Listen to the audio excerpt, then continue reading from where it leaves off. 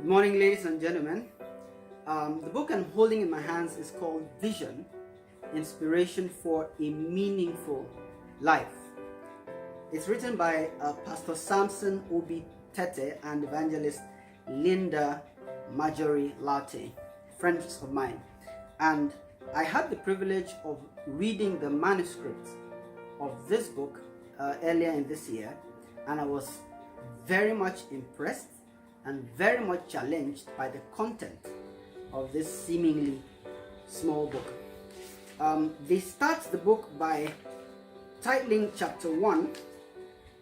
Chapter 1 is titled, We Are Running Out of Time. We are running out of time.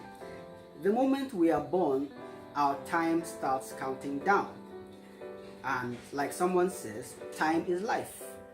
We find out that if we are not able to capture what we want to do with our lives on time, we look back at the end of our lives and ask, what was it all about? So they start the book by talking about the fact that we do not have as much time as we actually think that we have. The book itself is divided into 6 chapters, and in the second chapter, he begins to admonish us to actually have a vision. And he ends that chapter by talking about the fact that the vision he's asking us to have is not just some bright idea we cook up ourselves, but to have what he calls an inspired vision. An inspired vision, a vision that comes from God. An inspired vision. You know, one of the thoughts that strikes in my mind is the fact that we as human beings do not know the future.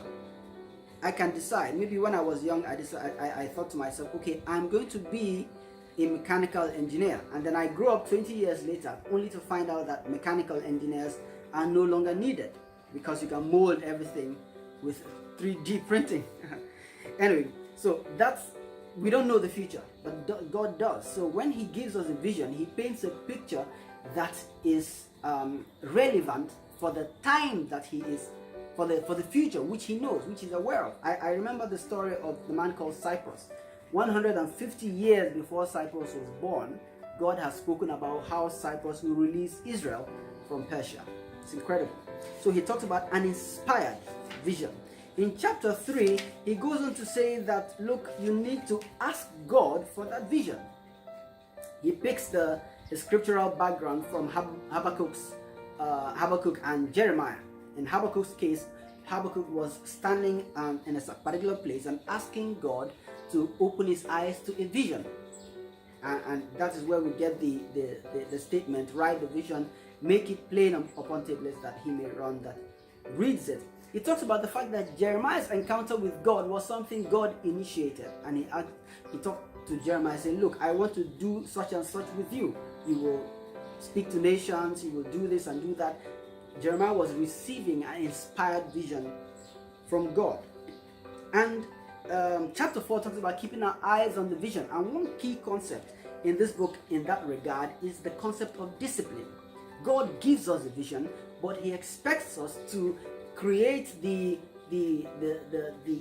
how, more or less, or to follow up on the how to get to what we are seeing. In the book, they quote a lot of preachers. One of them is Dr. Paul Enenche, and he stated that a vision is a picture of your future. When you get the picture of the future, you begin to run towards that picture that you're seeing, and it takes a lot of discipline, a lot of focus, a lot of cutting off on things that are distractions in order to arrive at the destination that you have seen in your mind. So the chapter 5 also begins to now ask us to kind of like meditate, think about at the end of our lives, what will our story be? Our story has to align with a specific vision we have carved out for ourselves. And if we're unable to picture the future at the end of our time, we will not be very clear on what our lives were about. There's an interesting tool that they talk about at the end of this book in chapter 6, which is called the vision board. Before now, I'm not sure I've actually come across it. The vision board is like a board in your room. It's like maybe a whiteboard or a board where you can stick certain things that remind you of your life's vision, depending on what you want to accomplish. They give 3 examples of a vision board for a gospel musician, a vision board for a surgeon, and then a third one. It's a very interesting concept, being able to articulate certain items that remind you of your vision and put them up somewhere to keep your eyes focused on them. I would recommend this book strongly for any young person in his teens, in his 20s, who wants to start out ordering his life.